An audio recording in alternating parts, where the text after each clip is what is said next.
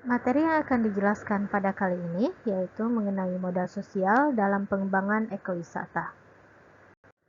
Sebelum kita masuk ke materi yang utama yaitu mengenai modal sosial, saya ingin mengingatkan kembali mengenai definisi dari ekowisata.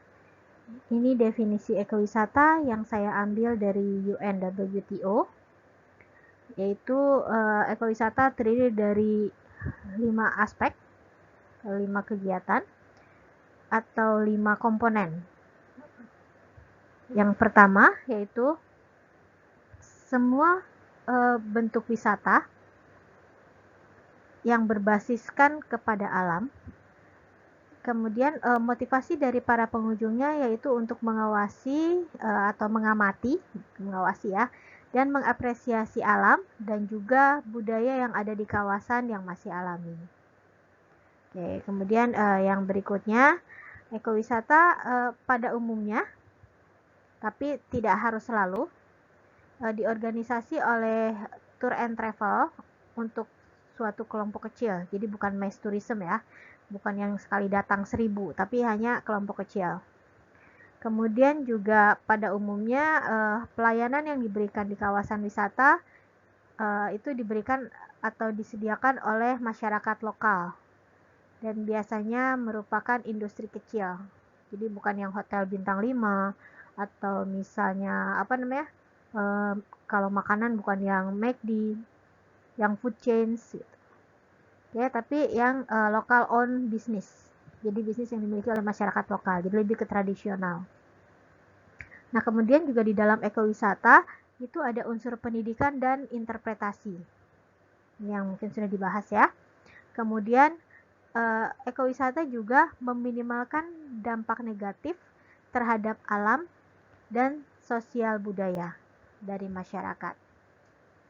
Oke, kemudian berikutnya, ekowisata juga diharapkan dapat memelihara keberadaan dari kawasan di mana kegiatan ekowisata tersebut dilaksanakan atau di mana objek yang daya tarik ekowisata tersebut berada.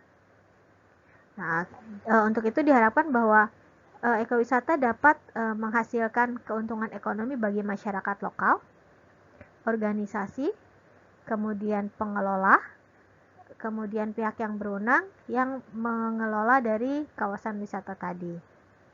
Nah, kegiatan ekowisata juga diharapkan dapat memberikan alternatif pekerjaan atau alternatif pendapatan bagi masyarakat lokal.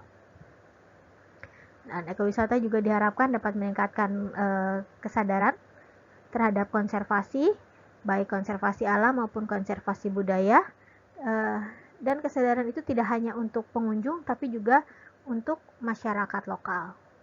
Nah, di sini terlihat ya bahwa ekowisata itu merupakan suatu aktivitas atau konsep yang lumayan kompleks, lumayan rumit. Nah, untuk mengerjakannya ya kita tahu sendiri siapa yang mengerjakan, ya pasti manusia, orang, ya kan. Dan kemudian untuk bisa mengerjakan ini orang-orang tersebut harus berinteraksi, berorganisasi. Kita lihat tadi sudah disampaikan ya di slide sebelumnya bahwa ekowisata merupakan suatu aktivitas atau konsep wisata yang kompleks, yang rumit. Dalam mengembangkan ekowisata ada beberapa tahapan yang perlu dilakukan. Di sini terlihat di kotak yang pertama ini ada yang namanya POACE, POACE. Itu singkatan dari Planning, Organizing, Action, Controlling, and Evaluating. Ini hal tahapan dalam perencanaan dan pengelolaan ekowisata. Nah, kemudian ekowisata juga merupakan suatu kegiatan yang multidisiplin. Jadi melibatkan berbagai bidang keilmuan. Bidang keilmuan fisik, biologi, sosial budaya, ekonomi, antropologi, dan yang lainnya. Nah, karena ini multidisiplin, berarti akan melibatkan juga berbagai pihak. Karena agak tidak mungkin ya satu orang bisa bisa menguasai berbagai bidang keilmuan. Mungkin dia bisa sosial budaya, tapi belum tentu dia bisa matematika. Sedangkan itu dibutuhkan di dalam wisata. Kemudian ini juga dikatakan multi stakeholder, Wisata itu kan tidak hanya misalnya masyarakatnya saja, tidak, tapi kan ada pengunjungnya. Kemudian juga ada industri wisata. Kemudian juga ada pengelola. Kemudian ada pemerintah daerah, pemerintah pusat, dan yang lain-lainnya. Nah, kegiatan wisata juga menimbulkan dampak. Bisa dampak positif, bisa dampak negatif, dampak terhadap lingkungan, dampak terhadap masyarakat, dampak terhadap pengunjung, dan dampak-dampak lainnya. Dan yang lain-lain. Itu yang menunjukkan bahwa dalam pengembangan ekowisata, itu kita membutuhkan ada suatu modal. Kemarin kita sudah berbicara mengenai sumber daya wisata, kalau yang ikut RAE ya. Misalnya ada sumber daya wisata, ada fisik, biologi, sosial, budaya yang bisa ditawarkan. Kemudian juga ada pengunjung, di mana pasar target dari sasaran pengembangan kita. Nah, tapi kan untuk melaksanakan itu semua, kita memerlukan ada suatu modal dari manusianya. Makanya di sini dikatakan ada sosial kapital. Karena kita tidak bisa mengerjakan itu semua secara sendirian. Oke, tadi sudah dikatakan bahwa kita tidak bisa mengerjakan dengan sendirian. Kita harus berkomunikasi satu dengan yang lainnya. Di stakeholder tadi ya. Kemudian kita juga harus berinteraksi. Nah, pengunjung yang datang kan tidak mungkin dia datang nyelonong terus nggak ngomong sama sama yang hostnya, tuan rumahnya. Minimalnya kepada penjaga tiket lah dia ngobrol. Nah, kemudian juga untuk bisa mengembangkan program wisata yang bagus, kita kan perlu koordinasi, perlu ngobrol dengan orang lain. Lebih lanjutnya kita perlu berkolaborasi. Nah, untuk bisa membangun ini semua, berarti harus ada sesuatu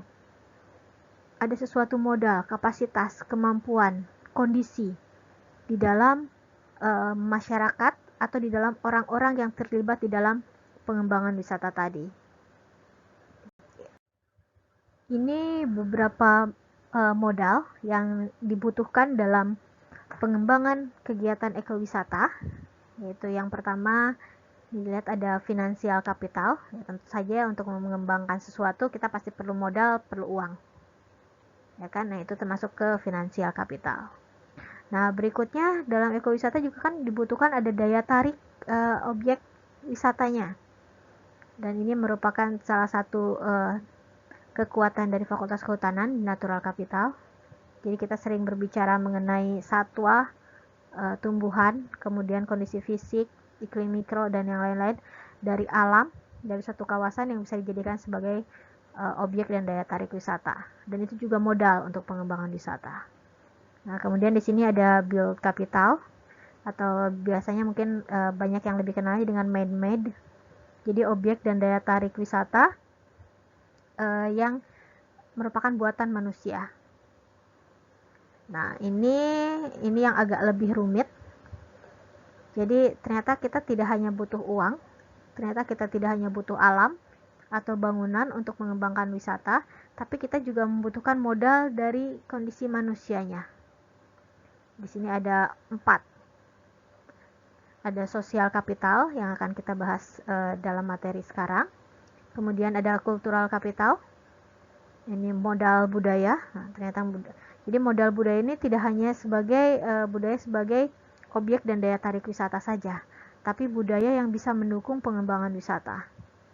Ya, mungkin tapi itu akan menjadi bahasan yang lain lagi. Nah, kemudian ada human capital.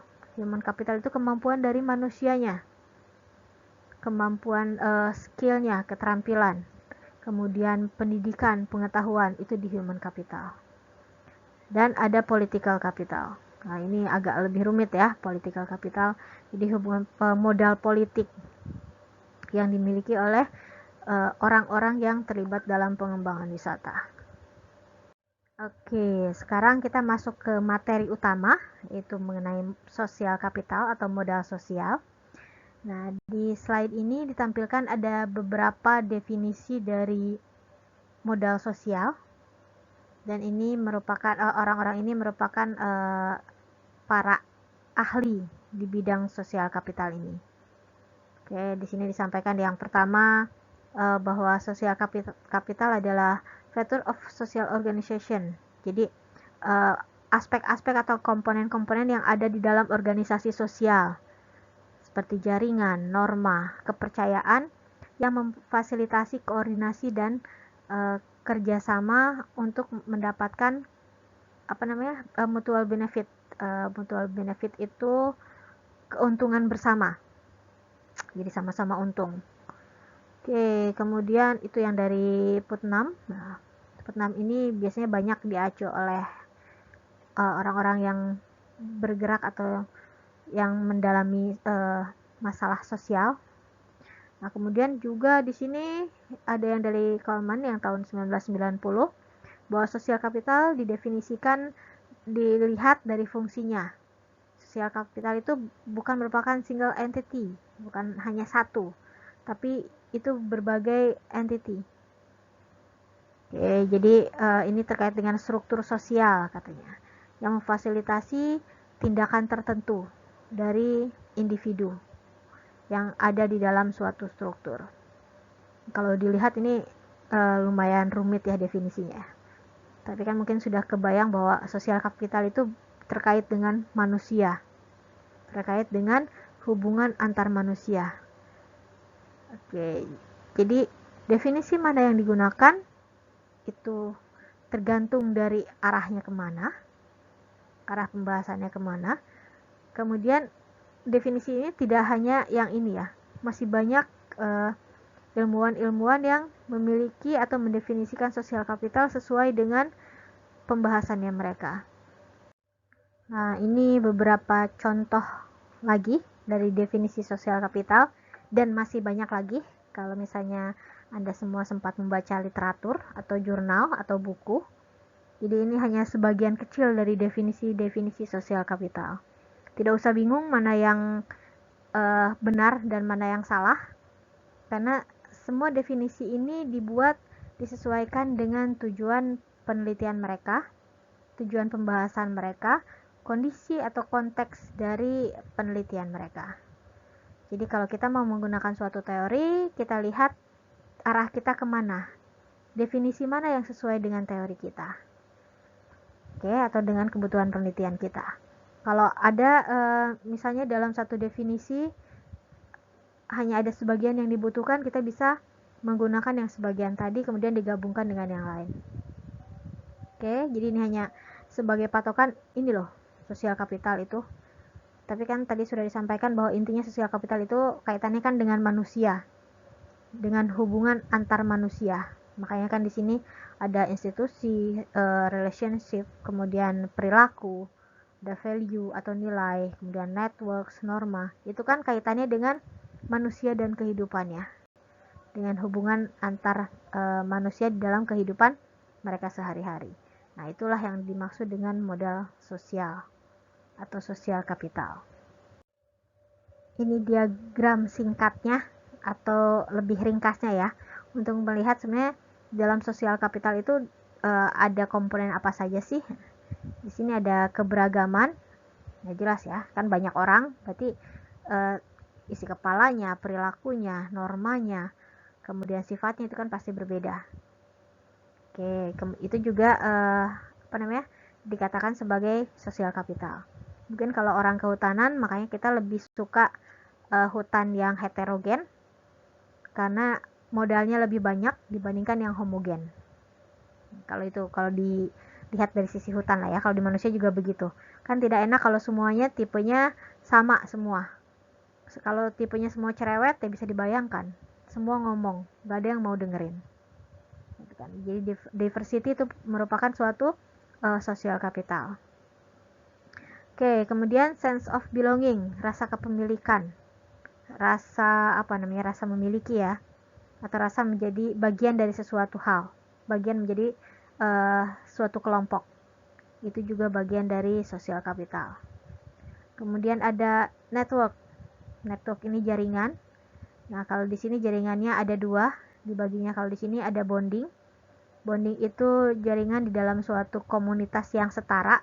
Maksudnya kalau contohnya dalam suatu masyarakat, nah setiap anggota masyarakat berjaringan dengan anggota masyarakatnya sendiri, nah itu dikatakan dengan bonding. Nah, kalau bridging itu sudah mulai, kalau bridging itu kan yang namanya jembatan ya, menghubungkan sesuatu yang agak berbeda. Jadi kalau misalnya hubungan itu antara masyarakat dengan pengunjung, masyarakat dengan pemerintah daerah, Itu kan kalau mau dibilang levelannya beda, itu kelompok yang berbeda. Nah, itu masuknya ke bridging. Oke, itu sama-sama jaringan. Kemudian ada feeling of trust and safety. Jadi rasa percaya itu merupakan modal yang bagus. Rasa tidak percaya itu modal yang tidak baik. Ya, kalau kita percaya dengan orang, berarti kan kita biasanya mau kerja sama dengan orang. Tapi kalau misalnya kita tidak percaya dengan orang tersebut, ya kita tidak mau kerja sama dengan orang tersebut, atau kita tidak mau berhubungan dengan orang tersebut. Ya, jadi ini juga bisa menjadi modal sosial. Kemudian feeling safety. Ya, kalau kita merasa aman bareng dengan seseorang, kita akan mau kerjasama dengan orang itu. Kita percaya, merasa aman dengan orang itu. Kalau ini tidak ada, kita tidak mau bekerja sama dengan orang itu. Ujung-ujungnya mungkin bisa jadi konflik. Nah, kalau konflik, berarti modal sosialnya tidak ada. Nanti di bawah ada contohnya. Kemudian reciprocity, saling timbal balik. Saya kasih kamu, kamu kasih saya. Saya tolong kamu, kamu tolong saya. Gitu kan? Kalau misalnya saya tolong kamu, kamu tidak nolong saya, berarti yang tadinya mau nolong jadi malas. Nah, kalau misalnya dia saling memberi dengan kebaikan, berarti itu akan menjadi modal sosial juga. Oke, karena ada hasil kebaikan dari reciprocity tadi. Berikutnya ada partisipasi. Jadi kalau kita terlibat, kalau misalnya ada suatu kegiatan, kemudian kita terlibat atau ada orang yang terlibat, berarti kan membantu pelaksanaan kegiatan tadi. Oke, jadi itu bisa menjadi modal juga. Ada citizen power, ada kekuatan dari publik, kekuatan dari masyarakat, kekuatan dari citizen itu apa ya, penduduk. Bahwa masyarakat itu kan punya modal, punya kekuatan untuk memutuskan mengenai sesuatu hal di wilayahnya mereka. Itu juga jadi modal sosial. Nah, berikutnya ini di sini ada value, ada norm, ada outlook in life. Jadi nilai-nilai, aturan-aturan, pandangan-pandangan dari seseorang terhadap kondisi tertentu. Aturan-aturan yang dipegang dalam kondisi tertentu. Kalau misalnya semua hal ini menghasilkan sesuatu yang baik, sesuatu yang bermanfaat, maka itu akan dikatakan sebagai sosial kapital. Oke. Ini penjelasan lain lagi dari apa yang dimaksud dengan sosial kapital. Ya, bisa dilihat di kotak yang pertama, sosial kapital is the benefit derived from the sociability. Jadi manfaat yang dapat diambil dari kemampuan kita bersosialisasi. Oke, kemudian yang kedua, sosial kapital dapat didefinisikan sebagai aspek yang paling sederhana dari kondisi sosial yang dapat menghasilkan manfaat yang produktif. Sama ya, jadi dilihat dari hubungannya, kemudian juga bahwa hubungan itu bisa menghasilkan suatu manfaat yang produktif. Oke, nah di sini di yang kotak yang ketiga disampaikan bahwa sosial kapital muncul dari kapasitas manusia untuk saling mempertimbangkan satu dengan yang lainnya, kemudian untuk berpikir dan bertindak secara generous itu murah hati lah ya, kemudian bekerja sama. Jadi ini terkait dengan sekali lagi social relationship and social structure atau struktur sosial dan hubungan sosial. Oke, kemudian di yang kotak yang keempat di bawah, it involves people knowing each other. Jadi sosial kapital itu meliputi bahwa manusia itu mengenal satu dengan yang lainnya, kemudian memiliki hubungan yang positif, sekali lagi hubungan ya, jadi bukan, ini memang untuk yang orang yang suka bersosialisasi, mengenal orang lain. Di sini berdasarkan kepercayaan, respect atau saling menghormati, kindness atau saling berbaik hati, kebaikan, dan reciprocity atau ada timbal balik yang didapatkan, manfaat timbal balik yang didapatkan. Jadi ini juga sosial kapital juga mencakup struktur sosial yang mendukung adanya aksi yang prososial, bukan yang pro individu atau yang mementingkan kepentingan diri sendiri, dan tidak mendukung adanya perilaku yang mengeksploitasi orang lain atau memanfaatkan orang lain. Jadi kalau dilihat dari sini, sosial kapital aspek utamanya itu dari relationship atau dari hubungan antara satu orang dengan orang yang lainnya, dan itu dapat menghasilkan suatu manfaat yang produktif bagi semuanya, tidak hanya bermanfaat bagi satu orang tertentu saja.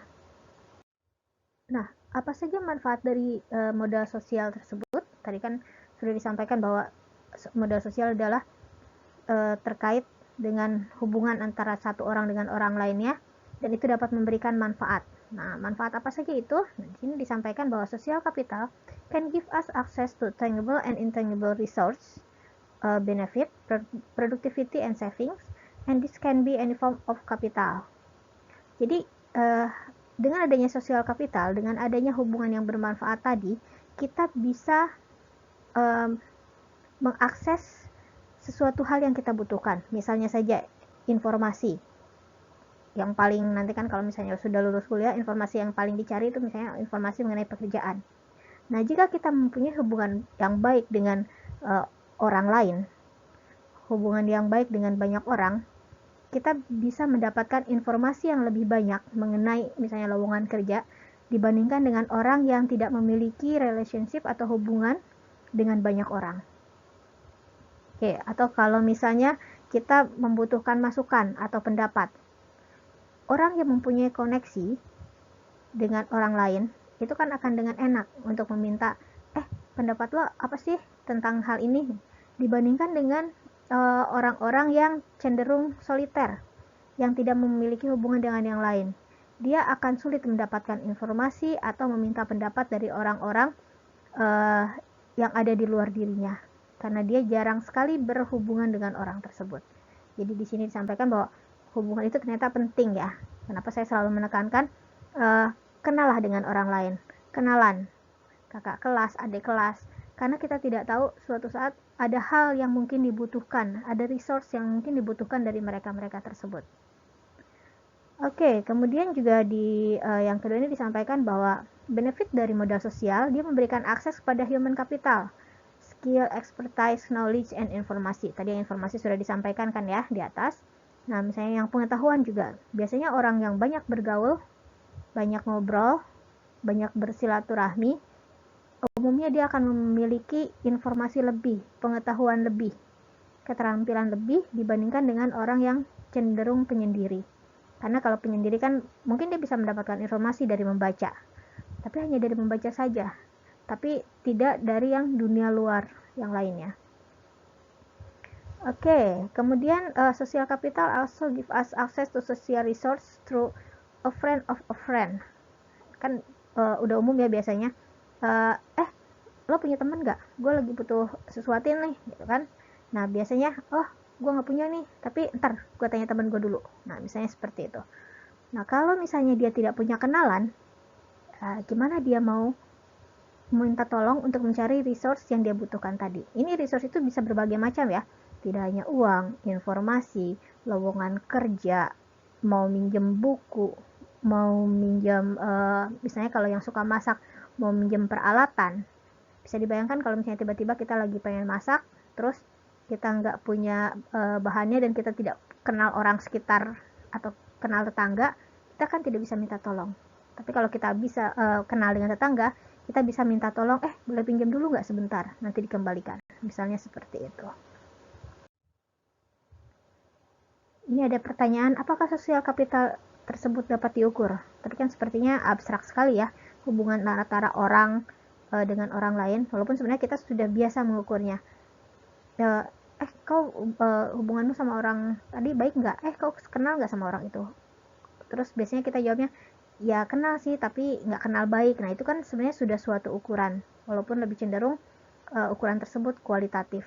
Tapi memang sebagian besar dari sosial kapital itu pengukurannya dengan menggunakan kualitatif, baik, buruk, tinggi, rendah, kemudian kuat, lemah. Nah, nanti kita bisa melihat dari sini.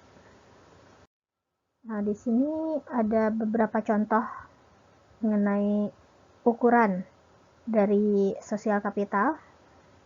Di gambar yang biru ini menunjukkan bahwa modal sosial yang tinggi, dan gambar yang merah ini sosial kapital yang rendah. Di sini bisa terlihat bahwa high level of trust hanya ditunjukkan dengan jabat tangan. Jadi dia saling mempercayai hanya walaupun dengan kata-kata. Kalau misalnya ada perjanjian, mereka sudah percaya bahwa janji tersebut akan dipenuhi, misalnya seperti itu. Nah, kalau di sini ada yang merah ini ada low level of trust. Jadi di sini ditunjukkan dengan uang. Jadi kalau misalnya dia mau melakukan sesuatu, ada uangnya. Gitu. Jadi uangnya sebagai yang pengikatnya tadi. Berarti sebenarnya dia nggak terlalu percaya gitu, tapi karena sudah ada uangnya, oh ya udah, perjanjian tadi misalnya bisa dilaksanakan. Oke, kemudian di sini ada gambar strong social network. Jadi dia saling terkait, lihat garisnya. Ada garis antara setiap orang, setiap gambar orang tadi. Nah, kalau misalnya yang di weaker social network, ini dia tidak terlalu terkait. Jadi semacam ada kaitannya, tapi ternyata rantainya ada yang putus. Jadi itu lemah. Oke, ini strong social network itu bisa dilihat dari interaksi, dari intensitas interaksi, kemudian hal-hal apa saja yang bukan berputar ya, apa saja yang terkait di antara mereka, apakah mereka saling menyampaikan informasi dan yang lain-lainnya.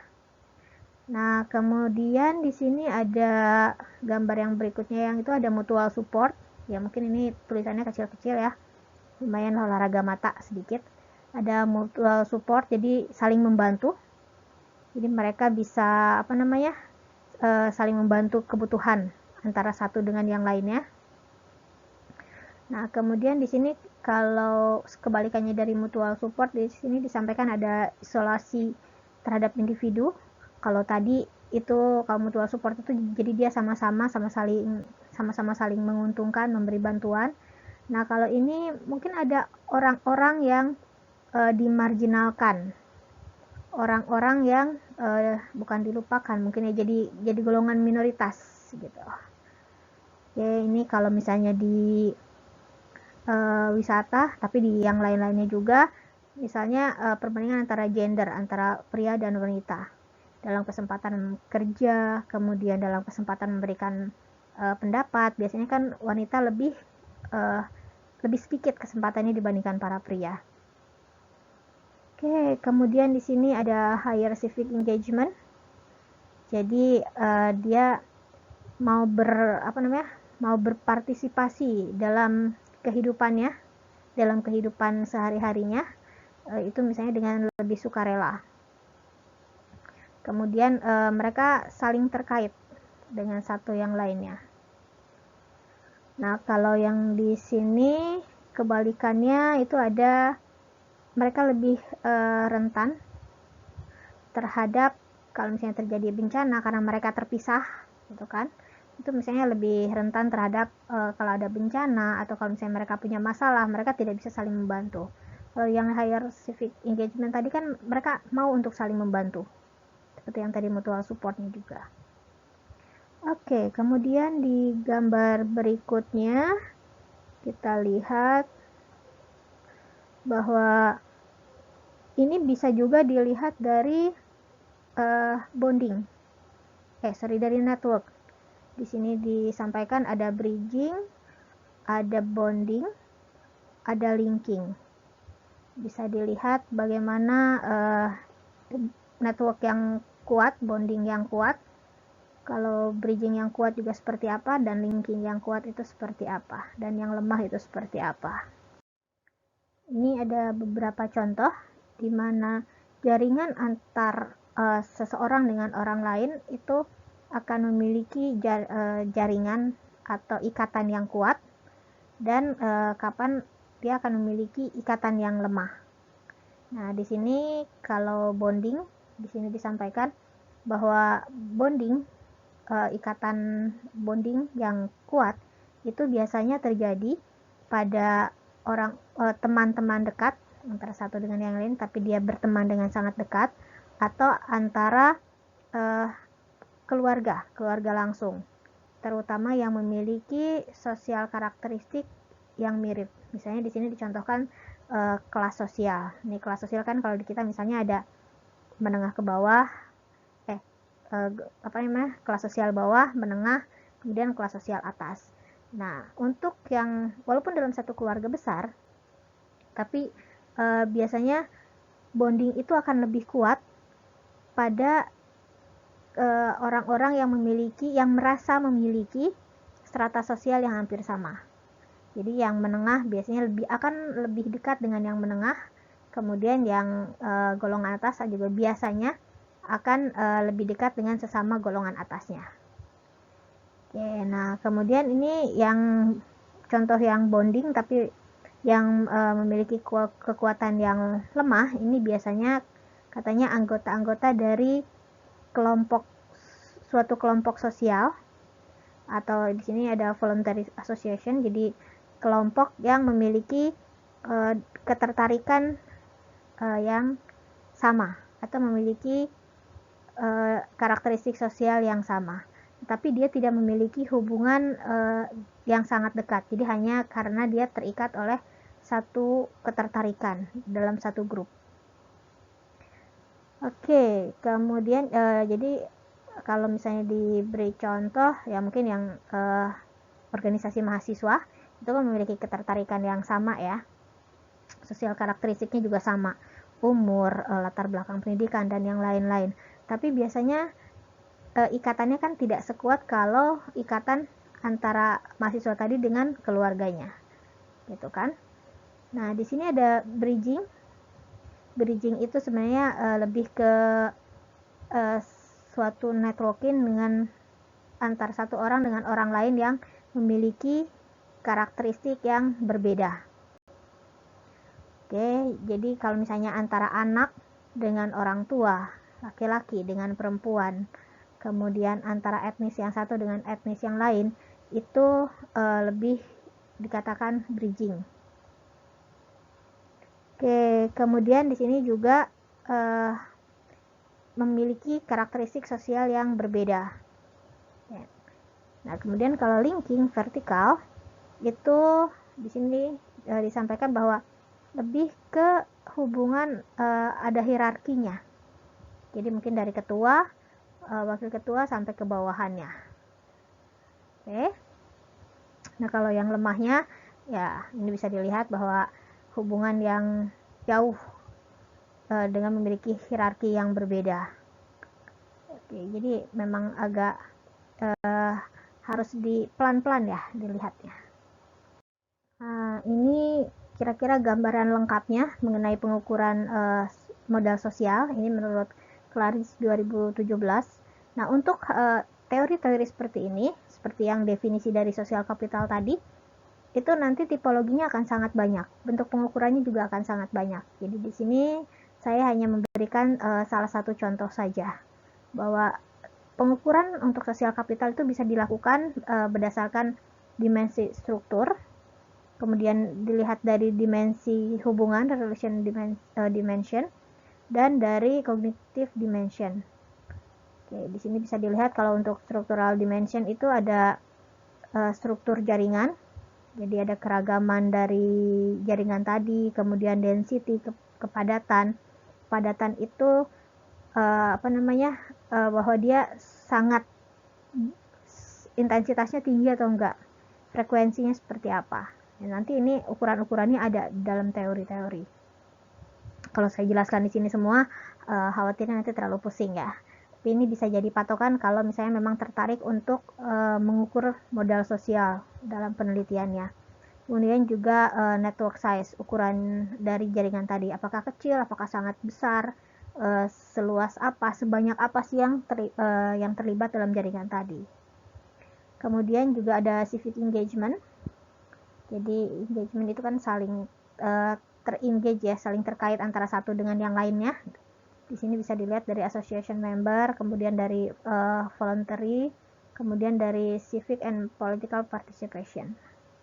Ini kemudian juga structural dimension bisa dilihat dari kepercayaannya, kepercayaan terhadap umum, kemudian institusional atau interpersonal, ini yang bisa dilihat.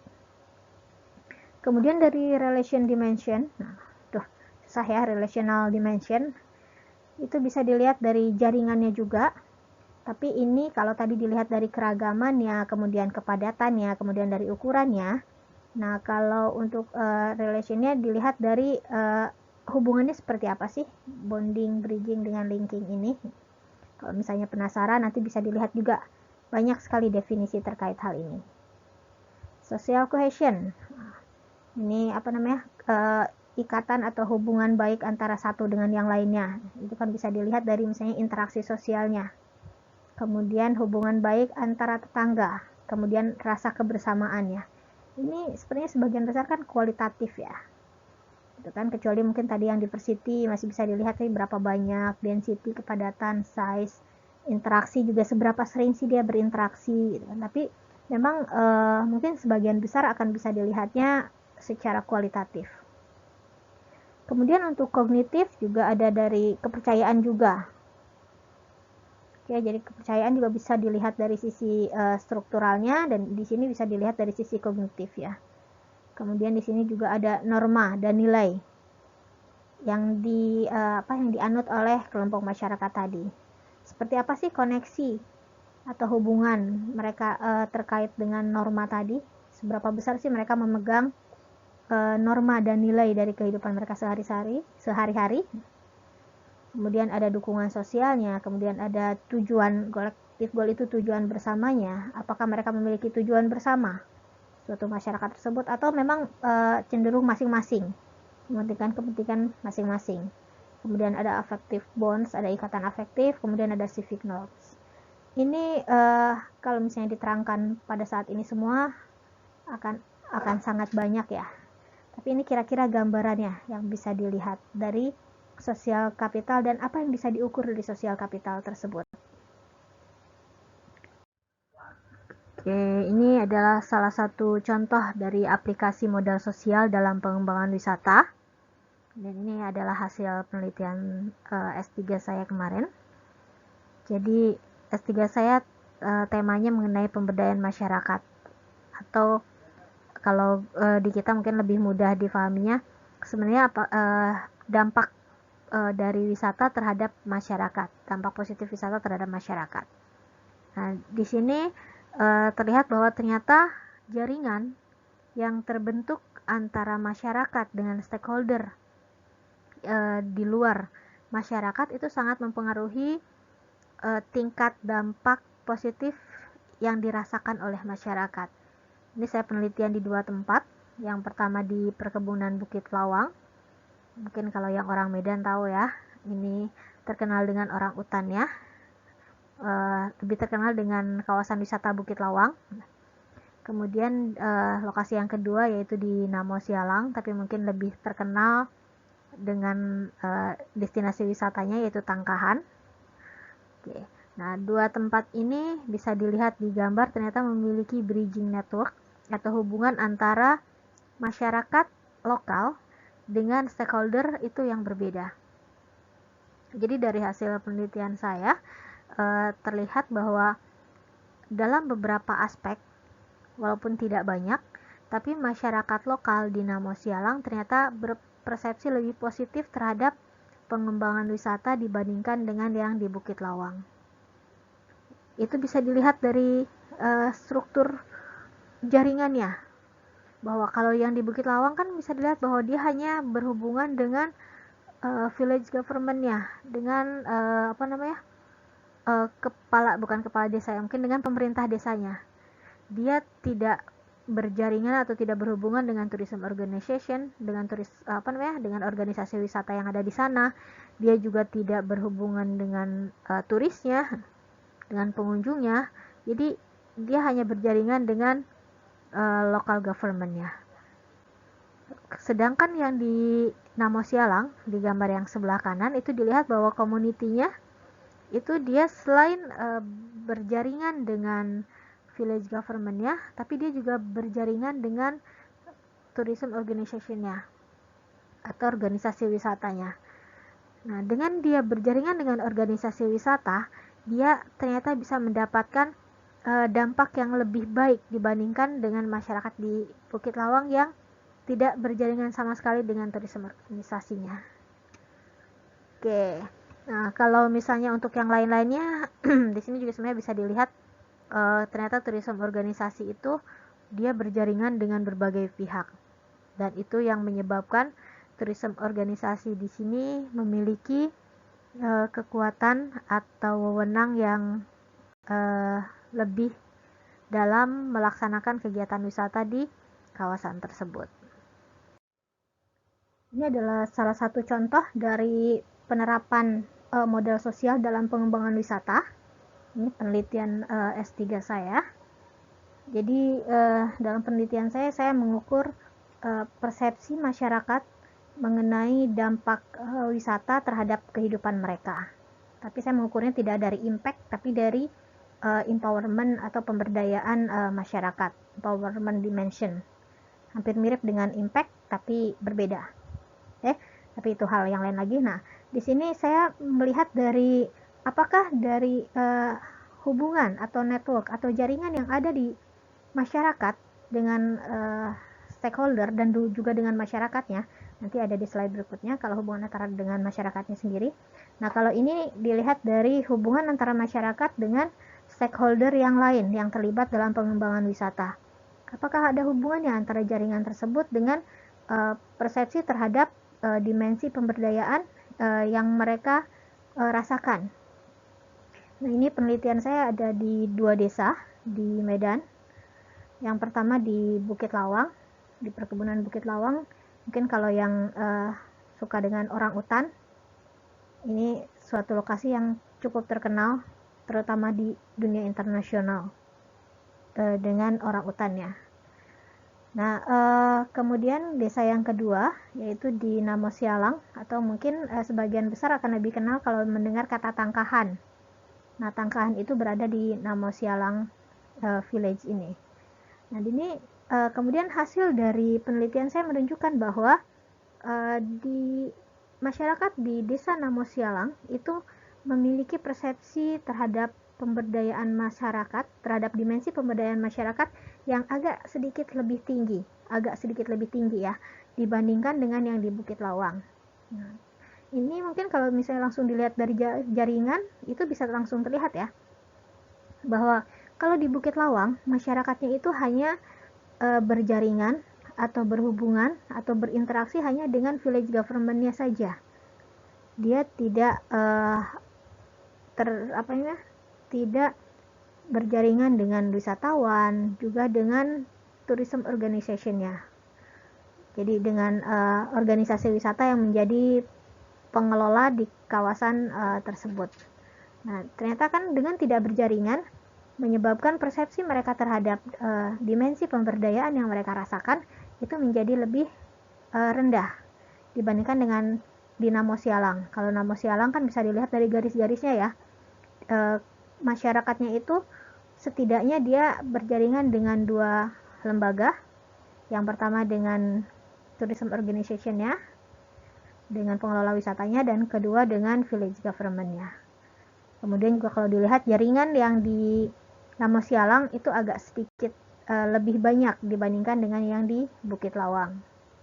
Walaupun mungkin kalau misalnya dilihat agak sedikit aneh bahwa untuk wisata di Namo Sialang itu malah tourism organization-nya itu tidak berjaringan dengan local government-nya. Oke. Tapi itu dibahas di masalah yang lain lagi. Kalau ini dengan hubungan stakeholder ya. Tapi kalau dikaitkan dengan dimensi pemberdayaan masyarakat yang dirasakan masyarakat, berarti fokusnya di community ini, bisa dilihat penyebabnya itu kenapa. Dilihat dari jaringannya. Di atas saya sudah sampaikan bahwa dengan adanya sosial kapital, itu kita bisa mendapatkan akses terhadap informasi, terhadap resource yang lebih besar. Nah, ini juga bisa dilihat di network. Di sini saya hanya bilang network karena ini ada bonding yang di dalam bulatan-bulatan oranye ini, berarti bonding antara kelompok masyarakat. Nah, kemudian yang hubungan antara satu kelompok masyarakat dengan kelompok masyarakat lainnya itu bridging, gitu kan. Nah, di sini bisa terlihat jaringan terkait dengan informasi, arus informasi dalam kegiatan wisata di kedua desa tadi, yang tempat penelitian saya tadi. Ini yang salah satu juga yang menyebabkan kenapa desa Dinamo Sialang persepsi masyarakat terhadap dimensi pemberdayaannya agak lebih tinggi dibandingkan perkebunan Bukit Lawang. Bisa dilihat kalau di Bukit Lawang itu bridging networknya, jadi di kedua desa ini memiliki tipe pembagian kelompok masyarakat yang hampir sama. Ada 3 kelompok masyarakat besar. Yang pertama itu plantation hamlet. Jadi itu dusun-dusun yang masyarakatnya, anggota masyarakatnya bekerja di perkebunan kelapa sawit. Kemudian yang kelompok yang kedua itu Tourism Hamlet Community Group. Jadi yang sebagian besar masyarakatnya itu bekerja di bidang wisata. Dan ini terletak di satu dusun. Kemudian yang Ordinary Hamlet itu campuran. Jadi pekerjaan masyarakatnya itu campuran. Ada yang di perkebunan, sedikit yang dari wisata, kemudian ada yang jadi pedagang dan yang lain-lain. Jadi di Namo Sialang juga tipe kelompoknya sama, kelompok masyarakatnya. Nah, di sini bisa dilihat kalau di Bukit Lawang bridgingnya itu kan hanya putus-putus. Jadi mereka memang ya namanya kalau masyarakat ya pasti ngobrol kan gitu kan, pasti kenal. Tapi ternyata tidak seerat kalau yang di Namo Sialang. Kalau Namo Sialang ini lumayan erat, dan kemudian juga kalau misalnya diperhatikan ada garis dari yang Ordinary Hamlet itu yang terkait dengan yang bulat-bulat merah. Jadi bulat-bulat merah ini di sini ada keterangannya di bawah ya. Kalau yang bulat hitam itu community member, jadi anggota masyarakat biasa. Kalau yang kotak itu community leader atau tourism organization leader. Kemudian yang bulat merah itu tourism organization member. Nah, di sini bisa dilihat kalau yang di Namo Sialang ada beberapa kelompok masyarakat yang dia kenal, yang dia berjaringan dengan anggota kelompok yang bekerja di wisata, dan itu menyebabkan bahwa mereka memiliki akses informasi terhadap terkait dengan kegiatan wisata yang lebih besar. Ini akses informasi ini bisa terkait pembangunan yang ada di kawasan tersebut yang terkait dengan wisata, ataupun akses informasi terhadap misalnya lowongan pekerjaan yang terkait di bidang wisata. Jadi dengan dia berjaringan, alur informasinya kan menjadi lebih lancar, lebih besar kesempatan untuk mendapatkan informasinya. Dan ternyata itu mempengaruhi persepsi dari anggota masyarakat terhadap terhadap dimensi pemberdayaan yang dihasilkan dari kegiatan wisata. Nah, ini adalah sedikit contoh dari penerapan terutama di jaringan dalam wisata, pengembangan wisata yang ada di suatu kawasan. Ternyata itu bisa mempengaruhi dampak yang dirasakan oleh masyarakatnya. Oke, itu gambaran mengenai modal sosial dalam pengembangan wisata. Hanya sebagian kecil, sangat-sangat kecil dari yang sebenarnya. Jadi saya hanya memberikan gambaran bahwa ada aspek modal sosial loh yang sangat penting dalam pengembangan wisata. Nah, jika masih ada yang dipertanyakan, yang masih ditanyakan, dipersilahkan. Kalau misalnya ada yang tertarik mengenai penelitian ini juga sangat dipersilahkan. Karena khususnya di Indonesia, penelitian mengenai modal sosial yang dipublikasikan itu masih sangat sedikit. Mungkin banyak, tapi masih sangat sedikit yang bisa kita baca dalam jurnal-jurnal. Jadi ini merupakan peluang yang sangat besar. Oke, terima kasih.